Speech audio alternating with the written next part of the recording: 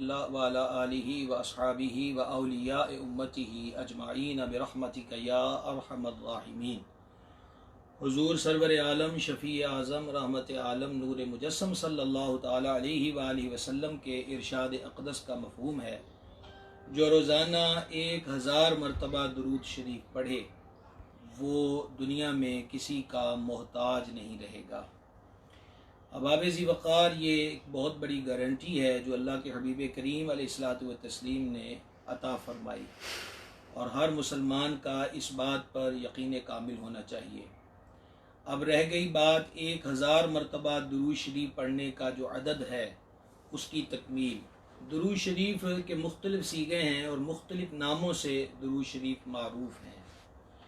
ان میں سے درود ابراہیم ہے، درود تاج ہے، یقیناً ان کے کلمات زیادہ ہیں اور 1000 کی تعداد ہر ایک فرد سے ممکن نہیں ہے، لہٰذا مختصر جو کلمات ہیں درود شریف اللہ تعالی علی محمد یا جیسے صلی اللہ علیہ وآلہ وسلم، تو یہ مختصر کلمات ہیں اور یہ بھی درود شریف ہیں۔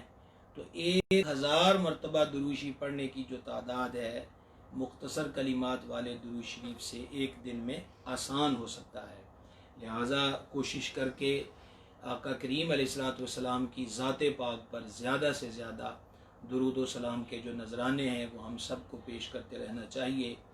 اب بھی ہم سب مل کر اپنے آقا و مولا صلی اللہ تعالی علیہ وآلہ وسلم کے دربار انور میں درود و سلام کا نذرانہ پیش کریں۔ الصلاۃ والسلام علیکہ یا سیدی یا رسول اللہ وعلی آلک و اصحابک یا سیدی یا حبیب اللہ۔ آج ہماری گفتگو کا جو عنوان ہے وہ ہے یتیم سے پیار کرو۔ اللہ تبارک و تعالی نے ہر مرد و عورت کی زندگی اور موت کا جو وقت ہے اسے مقرر فرمایا ہے، وہ بے نیاز ہے۔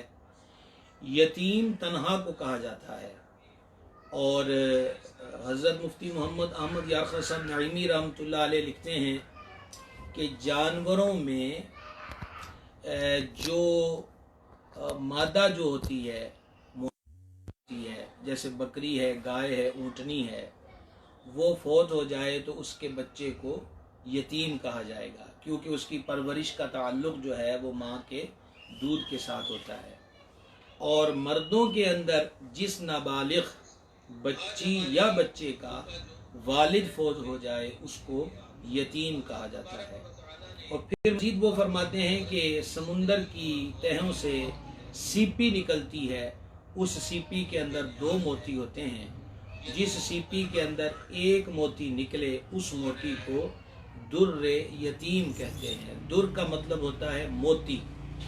تو معلوم ہوا کہ نابالغ لڑکے یا لڑکی کا باپ فوت ہو جائے تو اس پر یتیم کا اطلاق ہوتا ہے اور اس کو یتیم کہا جاتا ہے۔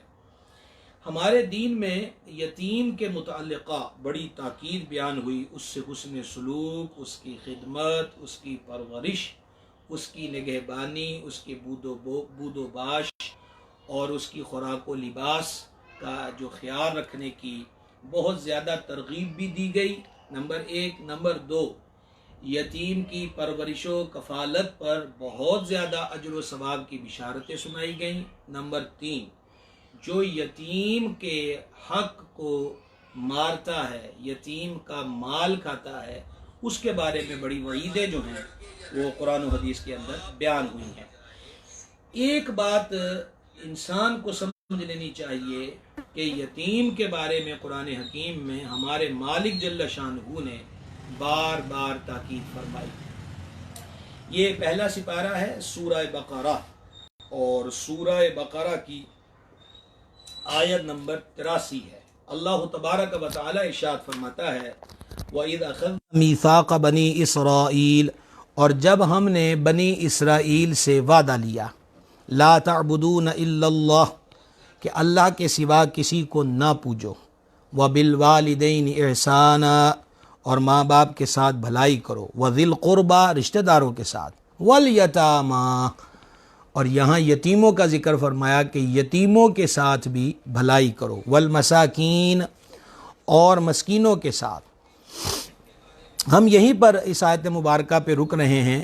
مراد یہ تھی کہ آپ حضرات تک یہ چیز پہنچائی جائے کہ اللہ تبارک و تعالی جل شانہ نے قرآن حکیم کے اندر فرمایا کہ ہم نے بنی اسرائیل سے بھی یہ عہد لیا تھا کہ اللہ کے سوا کسی کی عبادت نہ کریں، اپنے ماں باپ کے ساتھ اور رشتہ داروں کے ساتھ اور یتیموں کے ساتھ بھلائی کریں، یتیموں کے ساتھ اچھا سلوک کریں، یتیموں کے ساتھ خیر والا رویہ جو ہے وہ اختیار کریں۔ تو پتہ چلا کہ یتیم کے ساتھ بھلائی کی ترغیب اسی امت میں نہیں بلکہ پچھلی امتوں میں بھی یتیم کے ساتھ حسن سلوک اور یتیم کی جو خدمت و پرورش ہے اس کے بارے میں اللہ تبارک و تعالیٰ کے احکامات موجود تھے۔ یہی سورہ بقرہ اور دوسرا سپارہ ہے اور اس کی آیت نمبر 215 ہے۔ اللہ تبارک و تعالی جل شانہ نے فرمایا یسألونک ماذا ينفقون، تم سے پوچھتے ہیں کہ کیا خرچ کریں۔ مفسرین اکرام لکھتے ہیں کہ یہ آیت عمر بن جموع کے جواب میں نازل ہوئی جو بوڑھے شخص تھے اور بڑے مالدار تھے، اور انہوں نے حضور سرور عالم شفیع اعظم صلی اللہ تعالی علیہ وآلہ وسلم کی بارگاہ میں عرض پیش کی تھی کہ حضور کیا خرچ کریں اور کس پر خرچ کریں۔ تو اس کے جواب میں اللہ تبارک و تعالی نے یہ آیا مبارکہ نازل فرمائی، یعنی مالدار حضرات کے لیے راہ عمل جو ہے وہ اللہ تبارک و تعالی کے دربار سے ارشاد ہوا کہ مالدار ایک نے پوچھا ہے کہ ہم کہاں خرچ کریں، کس پر خرچ کریں، اللہ نے ہمیں بہت زیادہ مال سے نوازا ہوا ہے، تو اللہ تعالیٰ نے اس کا خود جواب دیا یسألونک ماذا ينفقون، تم سے پوچھتے ہیں کیا خرچ کریں۔ قل ما انفقتم من خیر، تم فرماؤ جو کچھ مال نیکی میں خرچ کرو، یعنی کہ اپنے مال کو نیک کاموں کے اندر، نیکی کی راہ کے اندر خرچ کرو۔ فللوالدین، اور وہ ماں باپ، والاقربین، اور قریب کے رشتہ دار، والیتامی، اور یتیم، وابن السبیل، اور مسافروں راہ گیروں کے لیے ہے۔ دیکھیے اس آیہ مبارکہ میں بھی اللہ تبارک و تعالی نے مالداروں کے لیے ایک راہ جو ہے وہ فراہم کی ہے، ایک طریقہ ہے کہ اپنا مال اپنے ماں باپ پہ بھی خرچ کرو، رشتہ داروں پہ بھی خرچ کرو، اور ارشاد فرمایا کہ اپنے مال کو یتیموں پر بھی خرچ کیا جائے۔ احباب گرامی قدر، اسی طریقہ کے ساتھ چوتھا سپارہ سورۃ النساء کی آیت نمبر 2 ہے۔ اللہ تبارک و تعالی نے ارشاد فرمایا وَآتُوا الْيَتَامَىٰ أَمْوَالَهُمْ، اور یتیموں کو ان کے مال دو، یتیموں کو ان کے مال دو۔ مفسرین اکرام فرماتے ہیں کہ ایک شخص کی نگرانی میں اس کے یتیم بھتیجے کا کثیر مال تھا، تو جب وہ یتیم بالغ ہوا اور اس یتیم نے اپنے چچا سے اپنا مال طلب کیا تو چچا نے دینے سے انکار کر دیا۔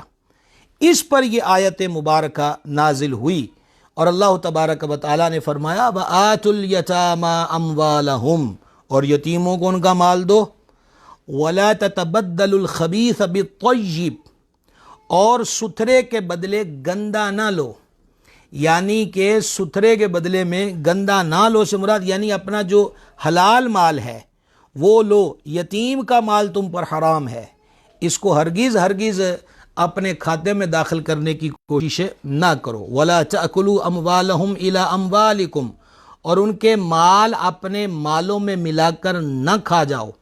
إِنَّهُ كَانَ حُوبًا كَبِيرًا، بے شک یہ بڑا گناہ ہے۔ آپ دیکھ رہے ہیں کہ اللہ تبارک و تعالی نے جب یہ تاکید فرمائی تو مفسرین کرام ارشاد فرماتے ہیں کہ جب یہ آیت نازل ہوئی تو اس کو سن کر اس شخص نے یتیم کا مال اس کے حوالے کیا اور کہا کہ ہم اللہ اور اس کے رسول کی اطاعت کرتے ہیں۔ انسان سے غلطی کا امکان رہتا ہے، لیکن بہتر شخص وہ ہے کہ جب اس پر اس کی غلطی واضح ہو جائے تو وہ اس غلطی سے اجتناب کرے، اس غلطی کو ترک کر دے۔ اب چچا نے بھتیجے کا مال جو تھا دینے سے انکار کر دیا، وہ یتیم تھا، یتیم کا مال تھا، لیکن جب مالک کا حکم آ گیا تو انہوں نے کہا ہم اللہ اور اس کے رسول کی اطاعت کرتے ہیں، اب ہم مال کی ہوس میں مبتلا نہیں ہوں گے، اللہ اور اس کے رسول کے حکم کی تعمیل کی جائے گی۔ اچھا، پھر اللہ تبارک و تعالی جل شانہ نے اسی سے اگلی آیت پاک میں فرمایا وَإِنْ خِفْتُمْ أَلَّا تُقْسِطُوا فِي الْيَتَامَى، اور اگر تمہیں اندیشہ ہو کہ یتیم لڑکیوں میں انصاف نہ کرو گے، فَانْكِحُوا مَا طَابَ لَكُم مِّنَ النِّسَاءِ مَثْنَىٰ وَثُلَاثَ وَرُبَاعَ، تو نکاح میں لاؤ جو عورتیں تمہیں خوش آئیں، 2 اور 3 اور 4۔ اچھا، یہ جو آیت مبارکہ ہے اس کے تحت مفسرین کرام ارشاد فرماتے ہیں کہ آیت کے چند معنی ہیں۔ سعد الفاضل رحمۃ اللہ علیہ نقل کرتے ہیں کہ حسن کا قول ہے کہ پہلے زمانہ میں بعض لوگ اپنے زیر ولایت یتیم لڑکی سے اس کے مال کی وجہ سے نکاح کر لیتے، باوجود اس کے کہ ان کو اس میں رغبت نہیں ہوتی تھی، اور اصل وجہ یہ ہوتی تھی کہ وہ اس کے مال پر قبضہ کرنا چاہتے تھے اور رغبت بھی نہیں ہے۔ اب لڑکی سے شادی کر لی، بلوغت کے بعد وہ اس کے یوں کہہ لیجئے کہ رخصتی ہو گئی، اب حسن معاشرت کے جو پہلو ہیں وہ بھی ان کو اختیار نہیں کرتے تھے۔ ایک بیوی کے جو حقوق ہوتے ہیں اس کی جو بارے میں شریعت مطہرہ نے رہنمائی کی اس پہ عمل نہیں کرتے، کیونکہ اصل غرض و غایت نکاح نہیں تھی۔ یتیم بچی کو نکاح میں لا کر اصل غرض و غایت اس کے مال پہ قبضہ کرنا تھا۔ تو اللہ تبارک و تعالی جل شانہ نے اس بات سے واضح طور پر منع فرما دیا کہ تمہیں ایسا کرنے کی اجازت نہیں ہے۔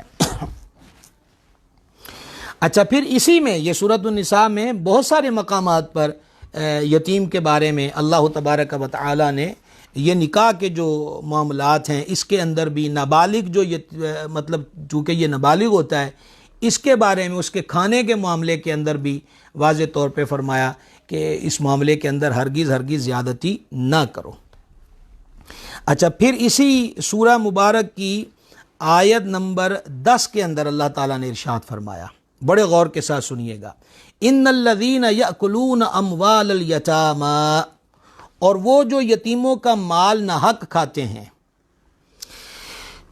ان الذین یأکلون اموال الیتامی ظلما، اور وہ جو یتیموں کا مال ناحق کھاتے ہیں، انما یأکلون فی بطونہم نارا، تو وہ اپنے پیٹ میں نیری آگ بھرتے ہیں، وَسَيَصْلَوْنَ سَعِيرًا، اور کوئی دم جاتا ہے کہ بھڑکتی آگ میں جائیں گے۔ یہاں پر اللہ تبارک و تعالی نے یتیم کا جو مال کھانے والا ہے اس پر واضح کر دیا کہ یہ انگارے ہیں۔ احادیث مبارکہ میں یہ مضامین موجود ہیں کہ یتیم کا مال کھانے والے لوگ جب قیامت کے دن قبروں سے نکلیں گے تو ان کے کانوں سے بھی دھواں نکلتا ہوگا، اور اہل محشر پہچان جائیں گے کہ یہ یتیم کا مال کھانے والے ہیں۔ آگے بڑھتے ہیں، اب 5واں سپارہ ہے، سورہ یہی ہے، سورۃ النساء ہے، اور اب اس سورۃ النساء کی آیت نمبر 36 ہے۔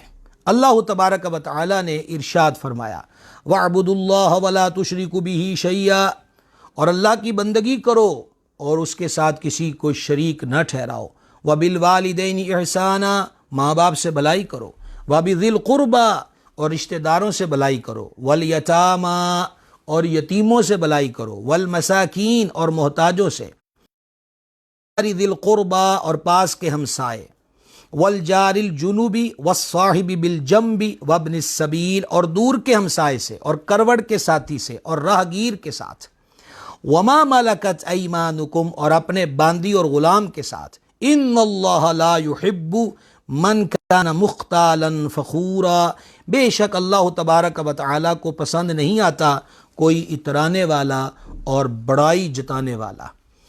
اس آیت مبارکہ کے اندر رشتہ داروں کے ساتھ، ماں باپ کے ساتھ، نزدیک کے ہمسایوں کے ساتھ، دور کے ہمسایوں کے ساتھ، کروڑ کے ساتھیوں کے ساتھ، راہگیروں کے ساتھ، اپنے باندی اور غلام کے ساتھ اچھا سلوک کرنے کا حکم ارشاد فرمایا گیا، اور بیچ میں جو یتیموں کا ذکر بھی فرمایا کہ یتیموں کے ساتھ بھی اچھا سلوک کیا جائے۔ سورۃ الضحیٰ میں ارشاد ہوتا ہے، وَأَمَّا السَّائِلَ فَلَا تَنْهَرْ، سائل کو مت جھڑکیے، اور یہیں پر جو یتیم کے بارے میں فرمایا گیا ہے کہ یتیم کو نہ جھڑکا جائے، اس کو محروم نہ رکھا جائے۔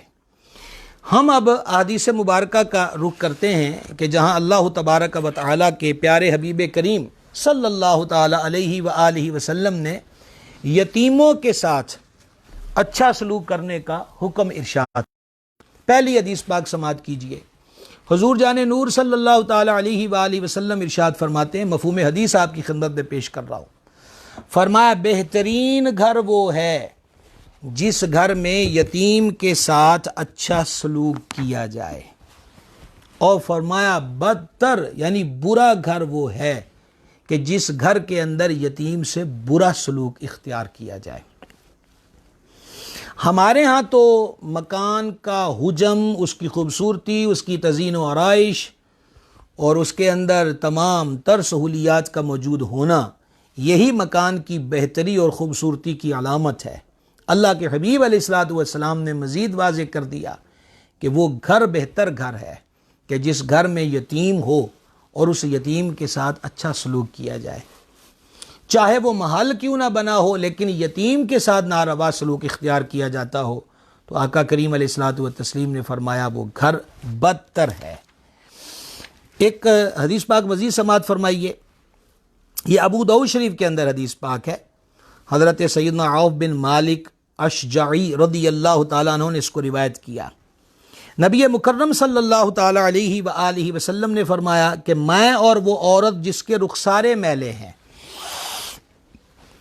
اب رخسارے میلے ہونے سے کیا مراد ہے؟ کہ وہ عورت منصب والی تھی،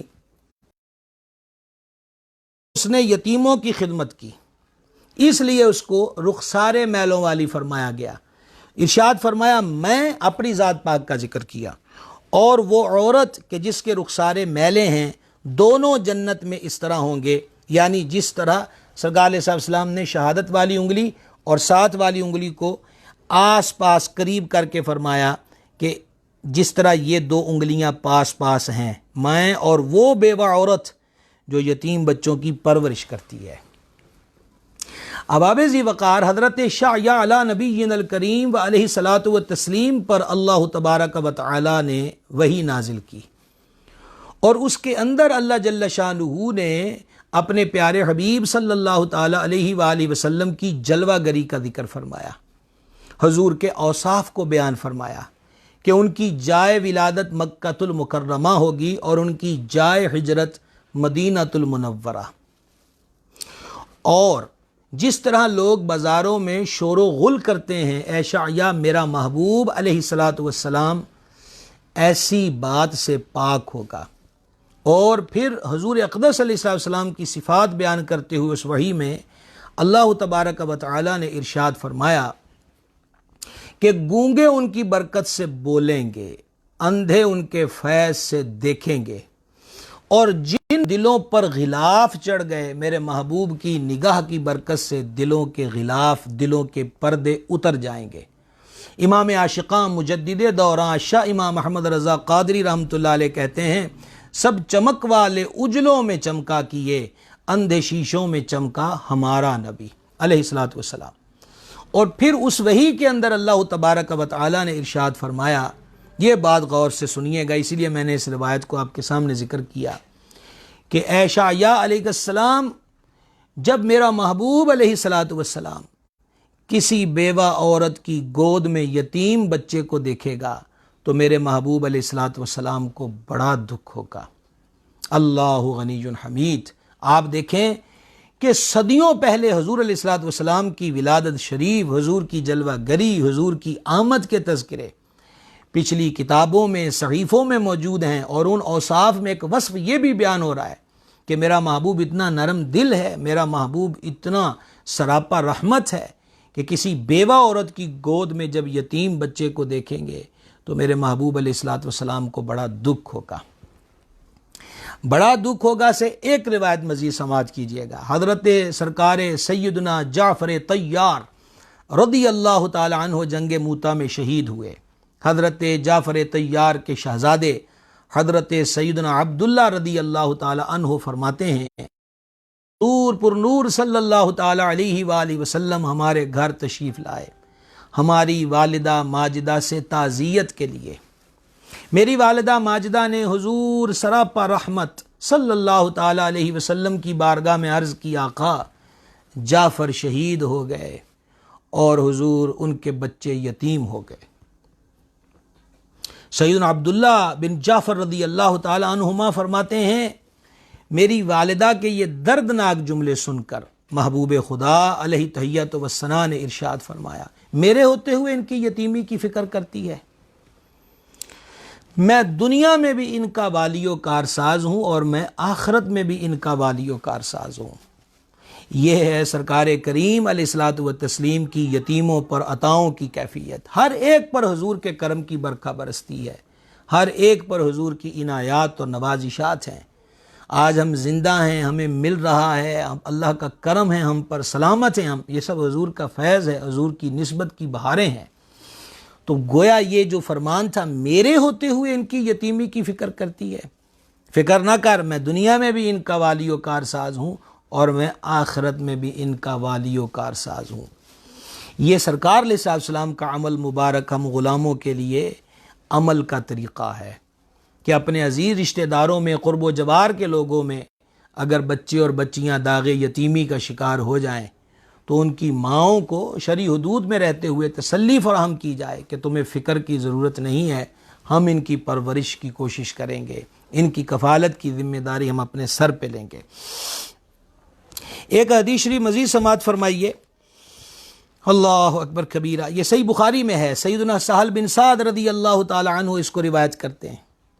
نبی مکرم صلی اللہ تعالی علیہ وآلہ وسلم نے ارشاد فرمایا جو شخص یتیم کی کفالت کرے وہ یتیم اسی کے گھر کا ہو یا غیر کا، یعنی اس کے اپنے جیسے بھتیجے ہوتے ہیں، بھانجے ہوتے ہیں، عزیز رشتہ داروں کی اولادیں ہوتی ہیں، چاہے وہ اس کا فیملی کا یتیم ہو یا کوئی دوسرا پڑوسیوں میں ہو، عامت المسلمین میں سے ہو، حضور پر نور علیہ الصلوۃ والسلام نے فرمایا جس نے یتیم کی کفالت کی وہ یتیم اسی کے گھر کا ہو یا غیر کا، میں اور وہ دونوں جنت میں اس طرح ہوں گے۔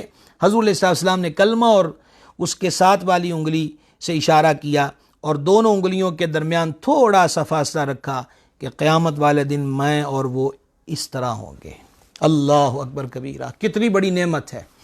قیامت کا ہوش ربا دن، سورج سوا نیزے پر ہوگا، زمین تانبے کی مثل دہکتی ہوگی، خدائے قہار غضب پر ہوگا، ماں باپ اولاد سے دور بھاگ رہے ہوں گے، اولاد ماں باپ سے دور بھاگ رہی ہوگی، دوست یار سجن بیلی اگنور کر رہیں گے ہر ایک کو، نفسی نفسی کا عالم ہوگا، ہر کوئی چاہے گا کہ چاہے کسی کے خلاف درخواست دے کر جو اس نے حق مارے ہیں ان کے بدلے میں اس سے نیکیاں لے لی جائیں، میرے گناہ اس کے کھاتے میں چلے جائیں، عزیز سے عزیز کے لیے بھی ہر ایک کی سوچ ہوگی۔ حضور علیہ السلام کی آنکھوں سے ایک دن اشک جاری ہوئے، فرما اپنے معاملات دنیا میں کلیئر کر لو، قیامت والے دن ہر کوئی دوسرے پر اللہ رب العزت کے دربار سے داد طلب کرے گا، اپنے حقوق بیان کر کے، اپنے ساتھ ہوئی زیادتیوں کو بیان کر کے کہ میرا بدلہ فلاں سے دلوایا جائے۔ ایسے ماحول کے اندر حضور پر نور علیہ السلام بشارت عظمیٰ عطا فرما رہے کہ وہ میرے قریب ہوگا، کون؟ جو یتیم کی کفالت کرے، جو یتیم کی پرورش کرے۔ آگے بڑھتے ہیں ہم، ابن ماجہ کی حدیث پاک ہے، حضرت سیدنا ابو ہریرہ رضی اللہ تعالی عنہ نے اس حدیث کو روایت کیا۔ سید العالمین صلی اللہ تعالی علیہ وآلہ وسلم نے ارشاد فرمایا مسلمانوں میں سب سے بہتر گھر وہ ہے جس میں کوئی یتیم ہو اور اس کے ساتھ احسان کیا جاتا ہو، اور مسلمانوں میں سب سے برا وہ گھر ہے جس میں یتیم ہو اور اس کے ساتھ برائی کی جاتی ہو۔ یتیم کی کفالت، اس کو پالنا، صرف ایک چیز غور کر لیں، مومن کی ایک علامت احادیث مبارکہ میں بیان فرمائی گئی، جو اپنے لیے پسند کرے وہی اپنے مسلمان بھائی کے لیے پسند کرے۔ اب وہ بھانجے یتیم ہیں یا بھتیجے یتیم ہیں، اسی طریقہ کے ساتھ نواسے نواسیاں یتیم ہیں یا پوتے پوتیاں یتیم ہیں، ان تمام امور میں تمام رشتہ داروں کو جن کے گھروں کے اندر ان بچوں کی پرورش کا سلسلہ جاری و ساری ہے، ان کو غور کر لینا چاہیے کہ عید کا تیوہار آ جائے تو اپنی اولاد کے لیے کیا پسند کرتے ہیں، کیا منتخب کرتے ہیں، اور ان یتیموں کے لیے کیا منتخب کرتے ہیں۔ وہ لباس ہوں، وہ جوتے ہوں، وہ کھانے پینے کی چیزیں ہوں، وہ دیگر اشیاء ہوں، وہ تعلیم ہو، الغرض جس بھی شعبے میں دیکھا جائے، ہم نے تو یہ مشاہدہ کیا ہوا ہے کہ اپنے بچوں کے لیے انگلش میڈیم اسکولوں کا انتخاب ہوتا ہے، اور یتیم کی ذمہ داری سر پہ آ گئی تو کہا جی ہم نے چاہا چلو اس کا باپ جو ہے وہ اس کو اس بہانے جنت مل جائے، اس کو مدرسے میں بھیج دیا۔ معلوم ہے کہ مدرسوں میں ماہانہ فیس نہیں ہوتی، معلوم ہے کہ اکثر مدرسوں کے اندر داخلہ فیس نہیں ہوتی. اکثر مدارس والے ایسے ہیں جو ایسے بچوں کے لیے مختلف لوگوں کے دیے گئے عطیات سے ان کے کپڑے لدے کا انتظام کر دیتے ہیں. تو معاشرے کے اندر اپنی یہ نمود و نمائش ظاہر کی کہ ہم نے اس کو اچھی جگہ پر کیا. یہ اچھی جگہ کا انتخاب پر میں اعتراض نہیں کر رہا، میں یہ عرض کر رہا ہوں کہ صرف اس لیے اس کو مدرسے میں بھیج دیا کہ اس کا خرچہ سر پہ نہ آئے اس کے تعلیم و تعلم کا، تو اپنی اولاد کے لیے مدرسے کا انتخاب کیوں نہیں کیا؟ اس کے باپ کے لیے تو ہے کہ اس کو جنت مل جائے، کہ اس کے بچے حافظ قرآن بن جائیں، تو کیا اس نے نہیں مرنا؟ اس کو جنت کی خواہش اور طلب نہیں ہے؟ کیا اس کو جنت میں داخلے کی جستجو نہیں ہے؟ یہ غور کرنے کی باتیں ہیں. دل بہت بڑا مفتی ہوتا ہے. دل ایک بذات خود آئینہ ہوتا ہے. اس آئینے میں جھانک کر دیکھا جائے تو وہ ہر چیز واضح کر دیتا ہے کہ زبان پر کیا ہے اور دل کے اندر کیا ہے. الفاظ کی جو مالا ہے وہ کس حسین انداز پہ پروئی گئی ہے، لیکن اندر کس قدر بھدے پتھر موجود ہیں کہ جن سے کوئی کام نہیں لیا جا سکتا. تو خدا را ان معاملات پہ غور کیا جائے. آج کوئی یتیم ہوا ہے، ہماری زندگیوں کی کیا خبر ہے؟ آج ہیں کل نہیں ہے، پانی کا بلبلہ ہے یہ زندگی، ختم ہوتے پتہ نہیں چلتا. عموماً ہم سنتے ہیں جی 5 منٹ میں بندہ ختم ہو گیا، 10 منٹ میں بندہ ختم ہو گیا، جانا ہے دنیا سے ایک دن. تو یتیم کے ساتھ اچھا سلوک کر لیں گے تو دیکھیے دنیا میں برکت مل رہی ہے اور آخرت کے اندر بھی برکت مل رہی ہے. مزید ایک حدیث پاک سماعت فرمائیے. امام احمد و ترمذی نے اس حدیث کو نقل کیا. سیدنا ابو امامہ رضی اللہ تعالیٰ عنہ اس کو روایت کرتے ہیں. حضور پر نور صلی اللہ تعالیٰ علیہ وآلہ وسلم نے ارشاد فرمایا، جو شخص یتیم کے سر پہ محض اللہ تبارک و تعالیٰ کے لیے ہاتھ پھیرے تو جتنے بالوں پر اس کے ہاتھ کا گزر ہوگا ہر بال کے بدلے میں اس کے لیے نیکیاں ہیں. آپ غور کیجئے. بڑی دفعہ اس فرمان اقدس پہ اپنی ناقص فہمی کو ملحوظ رکھتے ہوئے بھی غور کیا کہ اس میں کیا رمز ہے. یتیم کے سر پہ ہاتھ پھیرنے پر جتنے بال ہاتھ کے نیچے آئیں گے اتنی نیکیاں اللہ تبارک و تعالیٰ اس کو عطا فرمائے گا. اس میں راز کیا ہے؟ میں یہ نہیں کہہ رہا، یہ دعویٰ ہرگز نہیں کر رہا کہ میں من و عن جو ارشاد اقدس کا مقصود ہے وہ بیان کر رہا ہوں.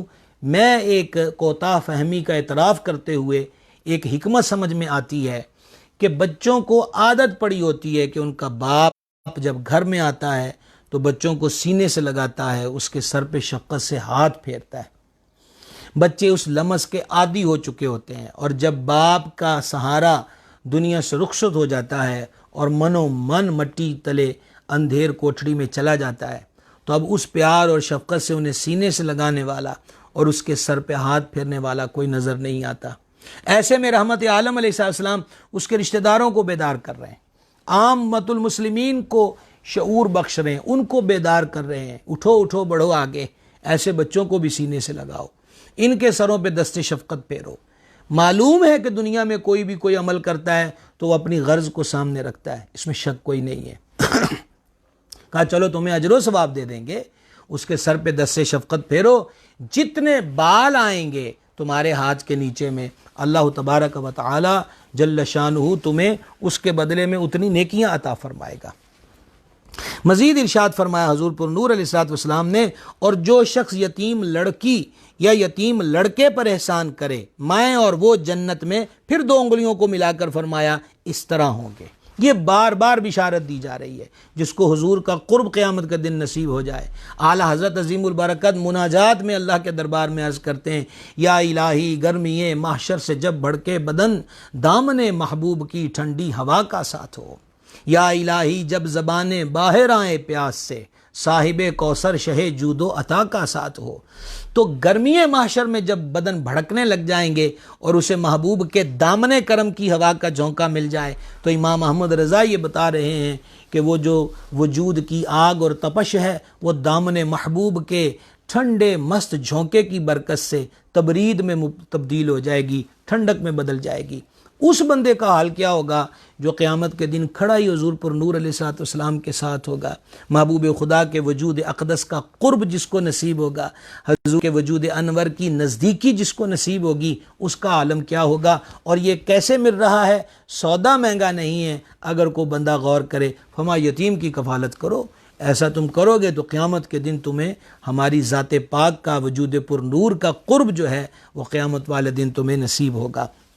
ایک اور حدیث سماعت فرمائیے، امام احمد نے اس حدیث کو نقل کیا، حضرت سیدنا ابو ہریرہ رضی اللہ تعالیٰ عنہ سے روایت ہے، ایک سائر خدمت اقدس میں حاضر ہوئے اور اپنے دل کی سختی کی شکایت کی کہ حضور دل میں سختی محسوس کرتا ہوں۔ قساوت قلبی اس کو کہتے ہیں۔ جب بندے کا دل سخت ہو جائے اور نرمی اس کے اندر موجود نہ رہے تو اس کے سینے سے خصوصاً بچوں کے معاملے میں محبت کا عنصر غائب ہو جاتا ہے۔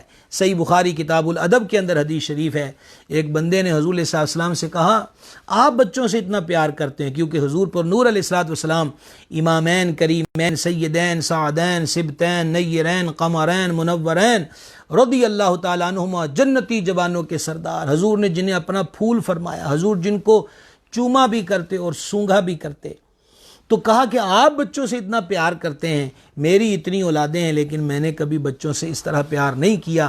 تو نبی رحمت علیہ السلام نے جو ان کو جواب ارشاد فرمایا تھا اس کا خلاصہ یہ ہے، اللہ نے تیرے دل میں رحم نہیں ڈالا تو ہم کیا کریں؟ تو جب دل میں رحم نہیں رہتا تو دل سختی کی طرف بڑھتا ہے، اور اکثر دل گناہوں کی وجہ سے سخت ہو جاتے ہیں، اور قساوت قلبی بہت بڑا روحانی مرض ہے کہ اس سے عبادت میں دل نہیں لگتا، روحانیت نصیب نہیں ہوتی، ذوق عبادت کی لذت اور مٹھاس جو ہے وہ بندے کو میسر نہیں ہوتی، وجہ یہ کہ اس کا دل سختی کا شکار ہو چکا ہوتا ہے۔ تو ایک صاحب عرض کر رہے ہیں حضور دل میں سختی محسوس کرتا ہوں۔ سنیے گا نبی پاک علیہ السلام نے ان کو کون سا عمل ارشاد فرمایا۔ سرکار نے فرمایا یتیم کے سر پہ ہاتھ پھیرو اور مسکین کو کھانا کھلاؤ، یہ دو عمل ایسے ہیں جو دل کی سختی کو دور کر دیتے ہیں۔ پہلے تھا یتیم کے سر پہ ہاتھ پھیرا، ہر بال کے بدلے ایک نیکی، یہاں ہے کہ یتیم پہ شفقت کی تو دل کے اندر جو سختی ہوتی ہے بندے کے، سرکار علیہ السلام فرماتے ہیں وہ دل کی سختی یتیم کے سر پہ ہاتھ پھیرنے اور مساکین کو کھانا کھلانے کی برکت سے دور ہو جاتی ہے۔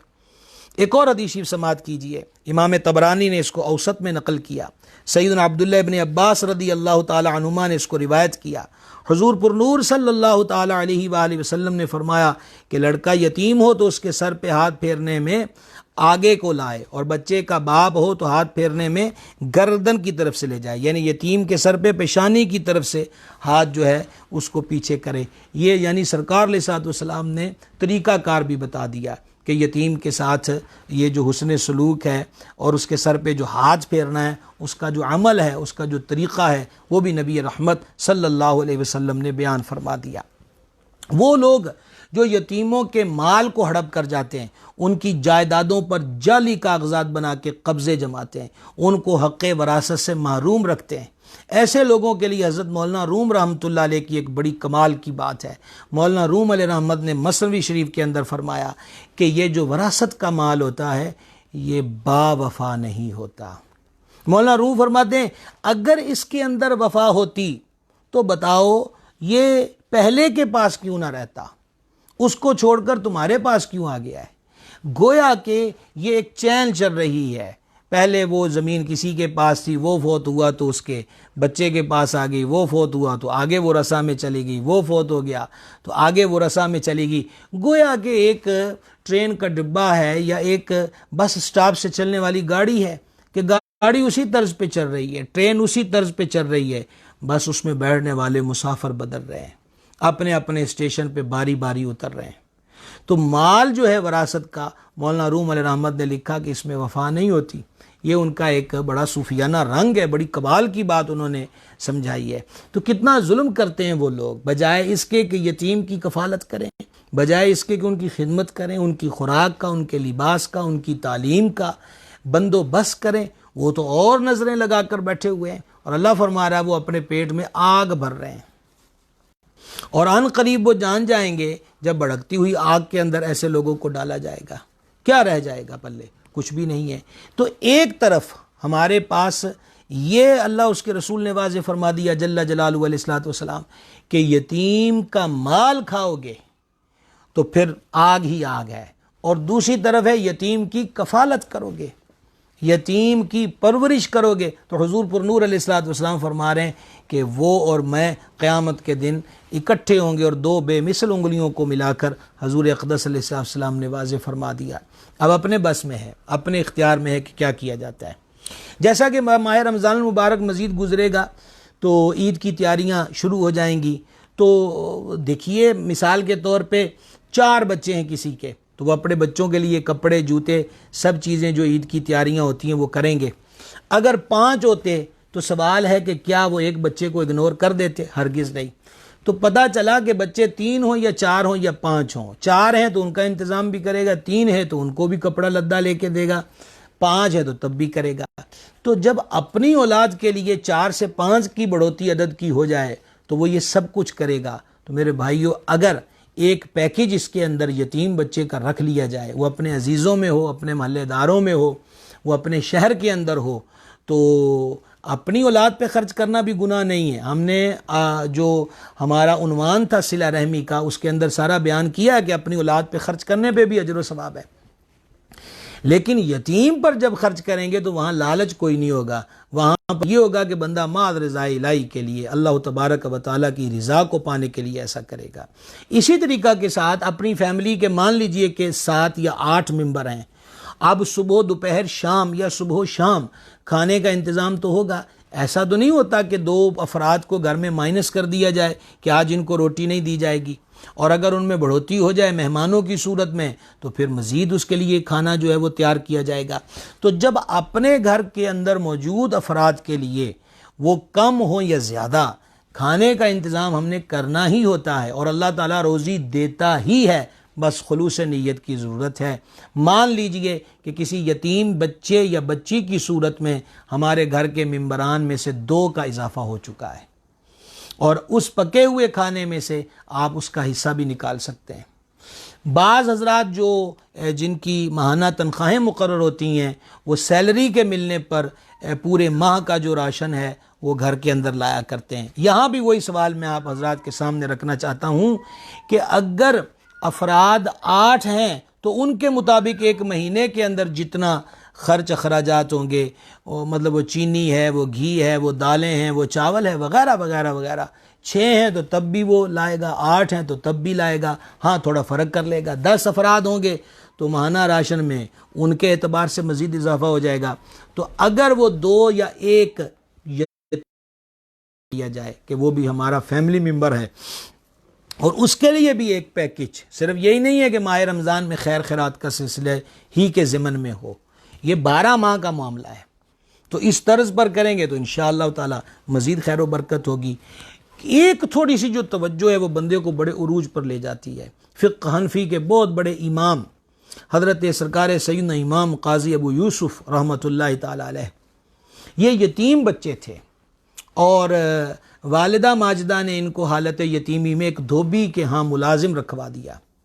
امام ابو یوسف رحمۃ اللہ علیہ بچپن میں ہی حضرت امام اعظم رحمۃ اللہ علیہ کی جو مجلس علم تھی اس کے قریب سے گزرے تو بیٹھے ہوئے لوگ متانت و سنجیدگی سے، اور اس میں ایک اللہ کا ولی وقت کا امام جو ہے وہ قرآن و حدیث کے موتی لٹا رہا ہے، تو یہ حضرت امام ابو یوسف بھی دھوبی کے پاس جاتے جاتے ان کے ہاں بیٹھ گئے، اور وہ محفل جو تھی وہ دل میں گھر کر گئی۔ اگلے دن پھر کام کی بجائے حضرت امام صاحب کے پاس آ گئے۔ 2-4 دن بعد والدہ نے مطالبہ کیا کہ جو دیہاڑی اجرت ملتی ہے لاؤ تاکہ گھر کے خورد و نوش کا انتظام کیا جا سکے۔ کہا میرے پاس تو کوئی پیسے نہیں ہیں۔ تو والدہ نے فرمایا کہ تم جاتے ہو تو پیسے کیوں نہیں لاتے؟ تو کہا مجھے تو اتنے دن ہو گئے ہیں، میں اب وہاں جاتا ہی نہیں ہوں۔ کہاں جاتے ہو؟ کہا میں امام اعظم ابو حنیفہ کی بزم میں جاتا ہوں جہاں علم پڑھایا جاتا ہے۔ تو وہ اپنے بچے کا ہاتھ پکڑ کر امام الائمہ کی خدمت میں لے آئی، اور امام الائمہ سراج الامہ کاشف الغمہ سیدنا نعمان ابن ثابت سیدنا امام اعظم ابو حنیفہ رضی اللہ تعالی عنہ کی جو خدمت اقدس ہے وہ اس کے اندر لے آئی۔ یہ یہاں ہمارے ہاں بجلی موقوف ہوئی ہے، بند ہوئی ہے، ابھی انشاءاللہ تعالی اس کا متبادل ہو جاتا ہے، تو امید ہے کہ آواز تو آپ حضرات کو آئے گی۔ لیجیے الحمدللہ رب العالمین، یہ سلسلہ بھی ہو گیا۔ تو وہ اپنے بچے کو امام اعظم کی خدمت میں لے آئی، اور امام اعظم رحمۃ اللہ تعالی علیہ کی خدمت میں اسے عرض کی کہ میں بیوہ عورت ہوں اور یہ اکلوتا میرا بچہ ہے جس کو میں نے دھوبی کی دکان پہ ڈالا ہوا ہے اور اسی سے ہمارے گھر کا خرچ چلتا ہے۔ امام صاحب علیہ رحمت نے فرمایا اسے دین کا علم پڑھنے دے۔ اس نے کہا یہ دین کا علم پڑھے گا تو ہم کہاں سے کھائیں گے؟ سنیے ہمارے آئمہ، ہمارے علماء، ہمارے اکابرین صرف مسئلے ہی بیان نہیں کرتے تھے، پریکٹیکل ان کی زندگی میں یہ باتیں شامل ہوتی تھی۔ امام اعظم رحمۃ اللہ علیہ نے فرمایا اللہ کی بندی اسے لوگوں کے کپڑوں کا میل دھونے پہ مت لگا، اسے میرے پاس رہنے دے، میں اسے اس قابل بناؤں گا کہ یہ لوگوں کے دلوں کا میل دھونے والا بن جائے گا۔ رہ گیا تمہارے خرچ اخراجات کا معاملہ تو اس کا خرچہ بھی میں اٹھاؤں گا اور تمہارا خرچ بھی میرے ذمے ہے۔ وہ بیوہ عورت مطمئن ہو کے چلی گئی اور حضرت امام ابو یوسف حالت یتیمی میں امام الائمہ سے اکتساب علم کرتے رہے۔ امام صاحب نے اس دن ان کی والدہ سے فرمایا تھا کہ میں یہ دیکھ رہا ہوں کہ تیرا یہ بچہ قیمتی پتھر کے پیالے میں جس کے بیچ میں فالودہ ہے اور اوپر روغن پستہ چھڑکا ہوا ہے وہ یہ کھا رہا ہے۔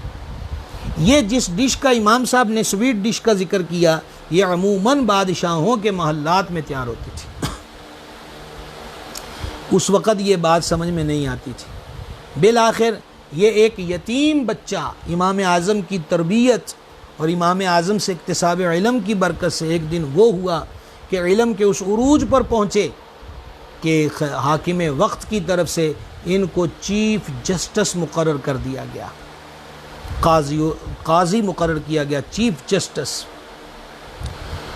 اور پھر خلیفہ وقت نے، حاکم وقت نے امام ابو یوسف رحمۃ اللہ علیہ کی اپنے گھر میں دعوت کی۔ امام ابو یوسف رحمۃ اللہ علیہ وہاں تشریف لے گئے۔ آخر بادشاہ کا دسترخوان تھا، طرح طرح کے پکوانوں سے سجا ہوا تھا، اور اسی دوران بادشاہ نے کہا کہ حضرت کے لیے سویٹ ڈش بنی ہے وہ بھی لے کر آؤ۔ تو بڑے ہی قیمتی پتھر کے پیالے میں فالودہ اور اس کے اوپر روغن پستہ ڈلا ہوا تھا۔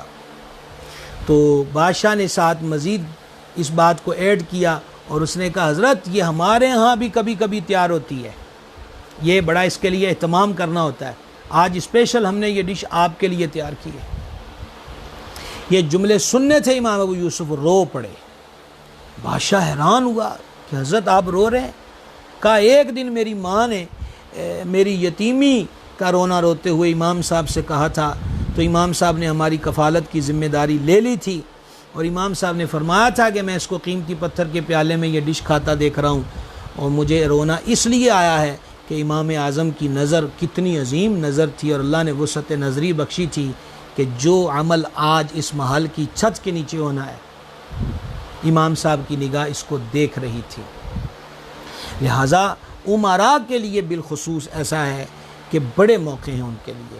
ہاں اس کے اندر ایک اور چیز ہے اور وہ ہے نفس عزت کا خیال رکھنا۔ اللہ تبارک و تعالی نے زمین بنائی نا تو فرشتوں نے کہا زمین بڑی قوی مخلوق ہے، زمین کانپنے لگ گئی۔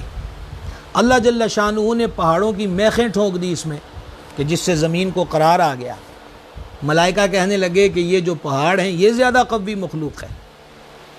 رب تعالیٰ نے لوہے کو پیدا کیا، اس نے پہاڑوں میں شگاف ڈال دیے۔ ملائکہ کہنے لگے لوہا ان سے بھی تگڑی مخلوق ہے۔ اللہ جل شانہ نے آگ بنائی، آگ نے لوہے کو پگھلا دیا۔ فرشتے کہنے لگے کہ یہ جو آگ ہے یہ اس سے قوی مخلوق ہے۔ رب تعالیٰ نے پانی کو بنایا، پانی نے آگ کو بجھا دیا، کہا پانی قوی مخلوق ہے۔ مالک نے ہوا چلائی، ہوا نے پانی کو ساکن کر دیا۔ فرشتے سجدے میں گر گئے۔ الہی ایک سے بڑھ کر ایک تیری مخلوق ہے، تو ہی ارشاد فرما کہ تیری مخلوقات میں سب سے قوی، پنجابی میں کہتے تگڑی مخلوق کون سی ہے؟ اللہ تبارک و تعالی جل شانہ نے ارشاد فرمایا میری مخلوق میں قوی مخلوق وہ ہے کہ جو ایک ہاتھ سے خیرات کرے اور اس کے دوسرے ہاتھ کو خبر تک نہ ہو۔ تو یتیم کی کفالت جو ہے اس میں ایک بہت بڑی چیز کا لحاظ رکھنا ہے، وہ ہے نفس عزت۔ ایسا نہیں ہے کہ گھر کے اندر آئے ہوئے مہمانوں کے بیچ میں اگر ہم نے اس کی پرورش کی ذمہ داری لے لی ہے تو ایک ایک کو تعارف کراتے پھر اس بیچارے کا باپ فوت ہو گیا، اس بیچاری کا باپ فوت ہو گیا ہے اور ہم نے اس کی ذمہ داری اپنے سر پہ لے لی ہے اور اب بس ہم ہی اس کو پالتے ہیں۔ کون کسی کو پالتا ہے؟ سارے جہانوں کا پالنے والا ایک ہے اور وہ رب العالمین جل شانہ ہے۔ یہ سوچ رکھیے جو اولیاء اللہ نے فراہم کی ہے کہ اللہ نے ہمیں اپنے دربار کی، شاہی دربار کی نوکری بخش دی، کہ ہمیں مال دے دیا ہے اور ہم اب اس مال کو، اس کی عطا کو اسی کے بندوں پر، وہ یتیم ہو، مسکین ہو، فقیر ہو، کوئی ہو، ان پہ خرچ کر رہے ہیں۔ کون کسی کو پالتا ہے؟ یہ تصور ذہنوں سے نکال دینا چاہیے۔ ہمارا سب کا مالک ایک ہے اور وہ اللہ رب العزت جل شانہ ہے۔ اس کا نقصان یہ ہوگا کہ جب ہم آنے والے عزیزوں میں، دوستوں میں یہ ذکر کرتے رہیں گے، ہم جی بس یہ یتیم ہیں جی، ان کا خرچہ اٹھا رہے ہیں جی، خرچہ اٹھا رہے ہیں، یہ بات اس بچے اور بچی کے جو ذہن کا صفحہ اس پہ نقش ہوتی چلے جائے گی۔ وہ احساس محرومی کا شکار ہوگا، وہ اپنے آپ کو ایک خیراتی تصور کرے گا۔ شاید اس کی ذہنی استعداد ہے ہمارے اس رویے کی وجہ سے کھل نہ پائے۔ کیا بتانا ہے لوگوں کو اور کیا سنانا ہے لوگوں کو، اس کی کیا ضرورت ہے؟ ایسا عمل کیجئے کہ عرشوں پر دھوم مچ جائے۔ مالک بن دینار رحمۃ اللہ علیہ حج پر تھے، آنکھ لگی تو دیکھا فرشتے آپس میں بات کر رہے ہیں، اس بار کتنے حاجی آئے تھے؟ کہا 4 لاکھ۔ حج کتنوں کا قبول ہوا؟ کہا کسی کا نہیں، یا 4 کا۔ تو کہا باقیوں کا کیا بنا جو اتنی دنیا سفر کر کے آئی؟ کہا وہ مصر کے اندر ایک آدمی، اس کا نام علی ہے اور وہ جوتے گانٹتا ہے، اس کی وجہ سے اللہ نے سب کا حج قبول کر لیا۔ مالک بن دینار احمد نے فرشتوں کی باہمی گفتگو کو عالم رویا میں سنا اور اس کا نام پتہ جو تھا فرشتوں نے ذکر کیا، اس کو محفوظ کر کے حج کے بعد سیدھے وہاں چلے گئے۔ وہ بندہ ان کو مل گیا، تعارف کروایا۔ آپ کی شہرت پہلے ہی تھی، وہ بڑا خوش تھا کہ اللہ کا ولی میرے پاس خود چل کے آیا ہے۔ حضرت کو گھر لے گیا۔ فرمایا تو کیا کرتا ہے؟ تیرا کون سا عمل ہے؟ اس نے کہا جی میرا عمل یہ ہے کہ آپ دیکھتے ہیں میرا یہی کاروبار ہے، میں جوتیوں کو ٹانکے لگاتا ہوں، گرہ لگاتا ہوں، اسی سے جو آمدن ہوتی ہے اس کا ایک حصہ میں نے تھوڑا تھوڑا جمع کرنا شروع کر دیا، ہمارے کہتے ہیں جوڑنا شروع کر دیا۔ اس لیے جمع کرنا شروع کر دیا کہ جب حج جتنا مال ہو جائے گا جو آنے جانے میں خرچ ہوتا ہے تو میں حج کے قافلے میں شرکت کروں گا۔ اس نے کہا تقریباً میرا مال بھی جمع ہو چکا تھا اور حاجیوں کے قافلے بھی تیاری بھر رہے تھے۔ میری بیوی امید سے تھی کہ گوشت کے پکنے سے جو خوشبو ابھرتی ہے ہنڈیا سے وہ ہمارے گھر کے آنگن میں آن پہنچی۔ میری بیوی نے مطالبہ کیا کہ پڑوسیوں نے گوشت پکایا، لگتا ہے وہ سمیل بتا رہی ہے، ایک پیالے کی شوربے کی پیالی مجھے لا دیجئے، میرا دل کر رہا ہے۔ کہتے میں گیا، دروازے پہ دستک دی، وہ ہماری پڑوسن بیوہ تھی، اس کی یہ بچیاں تھیں یتیم جس کی وہ پرورش کر رہی تھی۔ میں نے کہا بہن ایک پیالی شوربے کی دے دو، تو اس نے کہا کہ ہمارے لیے یہ حلال ہے اور تمہارے لیے حرام ہے۔ وہ حضرت مالک بن دینار کو کہنے لگا کہ میرے پاؤں تلے سے زمین نکل گئی۔ میں نے کہا بی بی میں اور آپ مسلمان ہیں، یہ کیسے ہو سکتا ہے کہ آپ کے لیے حلال اور میرے لیے حرام ہو؟ اس نے کہا میرا شوہر دنیا کر گیا تھا، میں نے ان بچیوں پہ خرچ کر دیا، 2 دن سے یہ فاقے میں تھی، روز باہر نکلتی تھی محنت مزدوری مل جائے، کچھ نہیں ملا۔ آج واپس آ رہی تھی، دل کانپ رہا تھا، قدم بوجھل تھے کہ بچیوں کی نظر میرے ہاتھ پر ہوگی کہ میرے ہاتھ میں کچھ کھانے پینے کو ہے کہ نہیں، کہ راستے میں مجھے مردار ملا، میں نے اسی کا پیس کاٹ کر لا کر ان کو دے دیا۔ وہ کہتے ہیں میں نے ان سے کہا بی بی تو جانتی ہے نا مردار حرام ہے؟ کہا شریعت نے یہ بھی کہا ہے کہ جب جان جانے کو چلی جائے تو حالت اضطرار کے اندر جتنے سے جان بچتی ہو اس کا استعمال کر سکتے ہیں۔ سن کر میں واپس گھر آ گیا، میرے دل اور دماغ کی جنگ شروع ہو گئی۔ دماغ کہہ رہا تھا اتنی مدت سے پیسے جوڑ رہا ہے، اور دل کہہ رہا تھا کہ جب میں اللہ کے دربار میں حاضر ہوں گا اور عرشوں کا مالک مجھ سے فرمائے گا میرے گھر میں کون سا منہ لے کر آ گیا ہے، تیری پڑوسن جو بیوہ اور یتیم بچیوں کی کفالت سر پہ بوجھ اس کا ہے لیے ہوئے ہے، وہ مردار کھانے لگ گئے اور مجھ پہ حج بھی فرض نہیں ہوا، کون سا منہ لے کر جاؤں گا؟ دل دماغ کی جنگ میں دل جیت گیا اور کہا کہ میں نے اس جوڑے ہوئے پیسوں میں سے آدھے کا راشن اور باقی سب رقم اس بیوہ عورت کے حوالے کر دی اور خود میں آ کے سجدے میں گر گیا. اور میں نے اپنے مالک سے عرض کی مالک تو دلوں کے بھید جانتا ہے, میں نے 1 روپیہ جوڑا تھا, چونی جوڑی تھی, تیرے گھر آؤں گا, لیکن اس حال سے تو بھی واقف ہے, میں تجھ سے وعدہ کرتا ہوں پھر مال جوڑوں گا اور تیری دی ہوئی توفیق سے ایک دن تیرے گھر کی زیارت کو ضرور حاضر ہوں گا. مالک بن دینار رحمۃ اللہ علیہ نے فرمایا تجھے مبارک ہو, وہ تو نے تو کام ہی ایسا کیا ہے کہ تیرے حج کی دھوم تو عرشوں پر مچی ہوئی ہے, اور تیری وجہ سے اللہ تعالیٰ نے باقی حاجیوں کا جو حج ہے وہ قبول فرما لیا ہے. آپ نے غور فرمایا. اور ہاں, گفتگو کا جو سلسلہ کار ہے, شاید آج ہم سب حضرات کے سوالات کو نہ لے پائیں. آج کا موضوع بڑا اہم ہے جو میں آپ کی خدمت میں پیش کر رہا ہوں. یہاں پر ایک اور واقعہ آپ کی خدمت میں عرض کرنا چاہتا ہوں. علماء نے نقل کیا ہے ایک بزرگ کے بارے میں. وہ کہتے ہیں کہ حج کے قافلے میں تھا اور شہر کوفہ آیا اور سفر کا سامان خرید رہا تھا کہ میں نے ایک عورت کو دیکھا کہ وہ مردار کو کاٹ کر تھیلے میں ڈال رہی ہے. میں نے اس کا پیچھا کیا, یہ ہوٹل والی نہ ہو, نان بائی نہ ہو, لوگوں کو مردار نہ کھلاتی ہو. وہ ایک ٹوٹے سے گھر میں داخل ہوئی اور میں نے کان لگا کر سنا تو بچیوں سے کہہ رہی تھی کہ یہ پکا لو, آج ہم یہی کھائیں گے. میں نے دروازے پہ دستک دی اور میں نے کہا بی بی وہ مردار تھا اور تمہیں پتہ ہے کہ مردار کھانا جائز نہیں. اندر سے کچھ تلخ لہجے کا جواب آیا, جہاں تمہیں اس مسئلے کا علم ہے وہاں اس مسئلے کا علم بھی ہوگا کہ حالت اضطرار میں جب جان جا رہی ہو تو ہمارا دین اس کی اجازت دیتا ہے. میں نے کہا معاملہ کیا ہے؟ اس نے کہا میں عام گھر کی بیٹی نہیں ہوں, میں بطول زہرا کے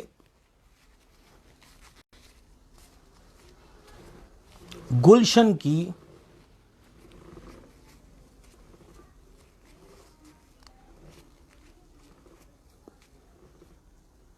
مرجھائی ہوئی کلی ہوں.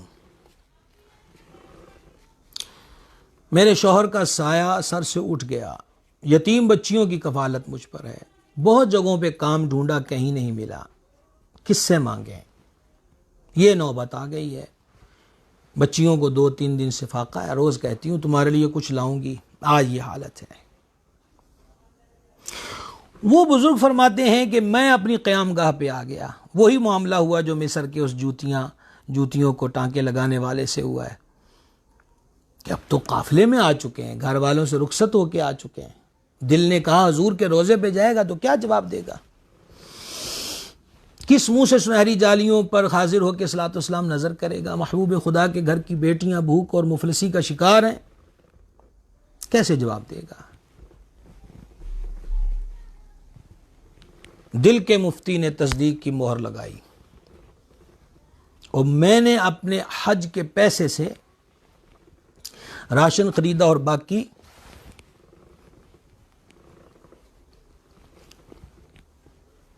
پیسے جو تھے اس سامان میں ڈال کر میں ان کی دہلیز پہ رکھایا اور خود میں کوفہ کے مضافات میں وقت گزارنے لگ گیا کہ جب حاجی واپس آئیں گے تو پھر ان کے ہمراہ ہی اپنے وطن جاؤں گا. حاجی واپس آ گئے, ترسی ہوئی نگاہوں سے میں ان سے ملا, مبارک ہو تم حج کر آئے ہو. تو وہ مجھ سے کہنے لگے کہ تم تو ایسے مبارکبادیاں دے رہے ہو جیسے تم ہمارے ساتھ نہیں تھے. کمال ہو گیا ہے. کوئی کہہ رہا تھا تم نے میرے پاس 7 طواف کعبہ کیا ہے اور کوئی میدان عرفات کے وقوف کی بات کر رہا تھا. اور سب سے عجب بات تو یہ ہوئی کہ ایک آدمی نے ایک مہر شدہ تھیلی ان کو تھما دی اور کہا کہ جب باب جبریل سے مسجد انور میں داخل ہو رہے تھے تو تم نے مجھے یہ تھیلی دی تھی, لو اپنی امانت واپس لے لو. اس کے اوپر جو بند کیا گیا تھا اس کا منہ, اس پہ مہر تھی اور اس مہر پر جو تحریر تھی اس کا ترجمہ یہ تھا کہ ہم نیکی کرنے والوں کو ایسے ہی دیتے ہیں. وہ کہتے ہیں میں اپنی قیام گاہ پہ آیا, ایک تو میں حاضر نہ ہوا اس کا درد تھا, اوپر سے مجھے یہ کہہ رہے ہیں کہ تو گیا ہے, یہ بات میری سمجھ میں نہیں آتی تھی. میں نے دروشی پڑھا روتے روتے, سو گیا, میری آنکھ لگی تو رحمت عالم شفیع اعظم صلی اللہ تعالی علیہ وسلم جلوہ گر ہوئے اور حضور نے مجھ سے فرمایا کتنی دلیلیں دیں تمہیں کہ تو حج پر آیا ہے؟ میں نے عرض کی میرا ماں باپ آپ پہ قربان، فدا اور نثار، میں تو یہیں مسافروں کی طرح بھٹکتا رہا، حضور بھی جانتے ہیں۔ فرما جب تم نے ہماری دکھیاری بیٹی کی مدد کی تو ان بچیوں نے مل کر تیرے واسطے دعا کی، اللہ تبارک و تعالی نے اس نیکی کے بدلے میں تیری شکل کا فرشتہ پیدا کیا اور اس نے تیری طرف سے حج کیا، اور تمہیں مبارک ہو کہ اب وہ فرشتہ قیامت تک تمہاری طرف سے حج کرتا رہے گا۔ یہ جو آخری بات میں نے آپ حضرات کی خدمت میں عرض کی ہے، اس پر بھی توجہ فرمائیے۔ ہمارے علاقوں میں، ہمارے قرب و جوار میں سادات کرام بستے ہوں تو یہ وہ گھرانہ ہے جس گھر کی خیرات آنے کے منگتے ہیں، بھکاری ہیں، اور یہی وہ ایک گھر ہے کہ جس گھر کے لیے اپنے آپ کو منگتا کہتے ہوئے آنر محسوس کرتے ہیں۔ الحمدللہ، کیا بات رضا اس چبرستان کرم کی، زہرا ہے کلی جس میں حسین اور حسن پھول۔ تو سادات کرام جو ہیں ان کی خدمت کو سعادت عظمیٰ جان کر، اور سادات کرام میں اگر یتیم بچے بچیاں ہوں تو خود غور کر لیجیے عامت المسلمین کے یتیم بچے بچیوں کی کفالت و خدمت پہ کتنا اجر ہے، اور سادات کرام کے شہزادے اور شہزادیاں ہوں۔ لیکن یاد رہے کبھی اپنے آپ اپنے ذہنوں میں مالک ہونے کا تصور ہرگز نہ آئے۔ ہم کیا ہیں اور ہماری اوقات کیا ہے اور ہمارے پاس کیا ہے، سب کچھ اللہ کا دیا ہوا ہے۔ ہمارے اموال کا، زمینوں کا، روپے پیسے کا، ہر چیز کا مالک اللہ تبارک و تعالی ہے۔ لہٰذا گفتگو جو ہے وہ مطلب ہمارے 11:15 جو ٹائم ہو چکا ہے اور ہونے والا ہے، اور اس ابھی آپ سے فراغت پاتے ہی ہم نے اسی سلسلے کا رخ جو ہے وہ کراچی کی طرف کرنا ہے۔ وہاں ہمارے سادات کرام ہیں انجمن ضیاء طیبہ کے، اور واڈلہ سادات جماعت ہے۔ تو آج حضرت سیدہ طیبہ طاہرہ حضرت مخدومہ بطول زہرا صلی اللہ تعالی علی ابیہا وبارک وسلم کی بارگاہ میں ہدیہ عقیدت کے لیے وہاں بھی سلسلہ ہوگا انشاءاللہ تعالی۔ تو سوالات تو آپ حضرات کے بہت ہو چکے، 11 بجے کا وہاں سلسلہ شروع ہو چکا ہوگا، تو آپ ان سے رابطے میں رہیں۔ اور آج جناب دعا پر اکتفا کر لیں سب حضرات، آپ سب حضرات جو ہیں وہ دعا اس پر کر لیں، اور کل انشاءاللہ تعالی کل کا تو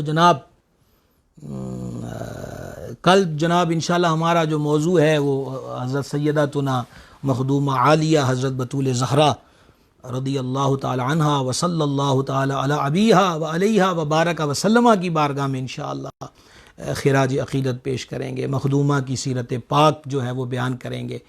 کل کے سلسلے میں سب حضرات انتظام کریں۔ میں آپ سب کو گزارش کرنا چاہتا ہوں کہ گھروں کے اندر ہماری جتنی بیٹیاں بہنیں ہیں سب کے لیے انتظام کریں کہ کل کی گفتگو ان کو سنائیں، تاکہ ان کو پتہ چلے کہ جن بیٹیوں کے نام کنیز فاطمہ، نور فاطمہ اور ان کی نسبت سے رکھے جاتے ہیں، وہ مخدومہ کی ذات پاک اور ان کی سیرت پاک کیا ہے، اور ان کے ارشادات اور ان کی تعلیمات کیا ہیں۔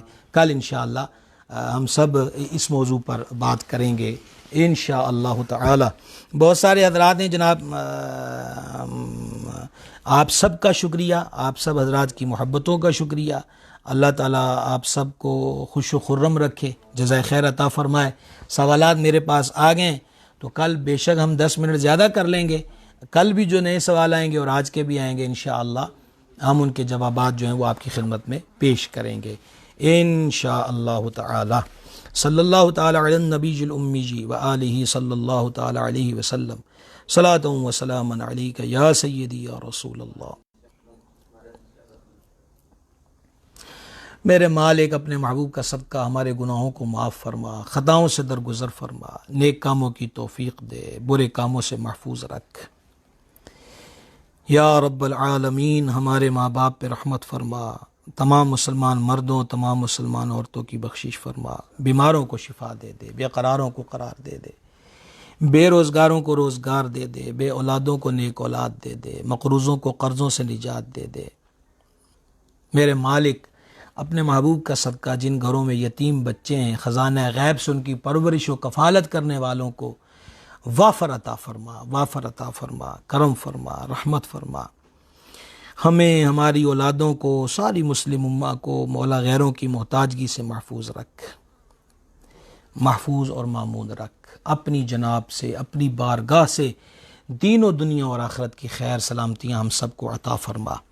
جتنے احباب سے اس سے جڑے ہیں، محبت کا اظہار کر رہے ہیں، دعاؤں سے نواز رہے ہیں، میرے مالک سب کو دین دنیا آخرت کی خیر عطا فرما، سب کے حالوں پہ کرم فرما، سب کے حالوں پہ کرم فرما۔ اللہم انا نسألک العفو والعافیہ فی الدین، وصلی اللہ تعالی علی حبیبہ سیدنا مولانا محمد وعلی آلہ وصحبہ ورحمۃ۔ کراچی کی جو پروگرام کے بارے میں حضرات کہہ رہے ہیں کہ وہاں کا ویڈیو لنک سینڈ کر دیں، تو میری آئی ڈی پر وہ جو ہوتا ہے اوپر، وہ میں نے ان کراچی والوں کا پوسٹر دیا، اور میں ابھی یہ ایڈمن صاحب سے کہوں گا کہ وہ پوسٹ جو ہے وہ شیئر کر دیں، وہ پوسٹ شیئر کر دیں کہ جہاں سے ابھی ہم کراچی مخاطب ہوں گے انشاءاللہ تعالی۔ وما علینا الا البلاغ المبین۔